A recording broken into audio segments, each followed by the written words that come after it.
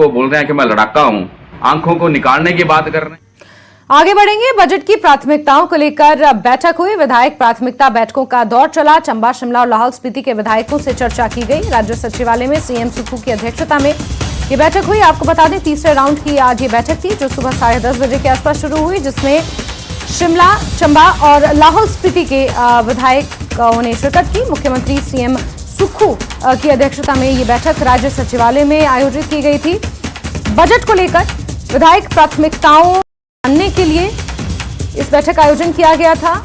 अलग अलग जिलों के विधायकों के साथ, अलग अलग विधानसभा क्षेत्रों के विधायकों के साथ ये बैठक हुई और आज इस बैठक का तीसरा चरण था, जिसमें चंबा, शिमला और लाहौल स्पीति के विधायक शामिल हुए और अपने सुझाव बजट के मद्देनजर सीएम सुक्खू के सामने रखे गए। राज्य सचिवालय में ये चर्चा की गई और किस तरीके से किन प्राथमिकताओं को, किन योजनाओं को बजट में सम्मिलित किया जाएगा, किस हिसाब से विधायकों की प्राथमिकताओं को तरजीह दी जाएगी, उसका खाका एक तरीके से इस चर्चा में, इस बैठक में तैयार किया गया। 12 के अलग अलग विधानसभा क्षेत्रों के विधायक इस बैठक में शामिल हुए और आज सुबह 10:30 बजे से लेकर ये बैठक शुरू हुई थी, जिसमें शिमला, चंबा और लाहौल स्पीति के विधायकों ने शिरकत की।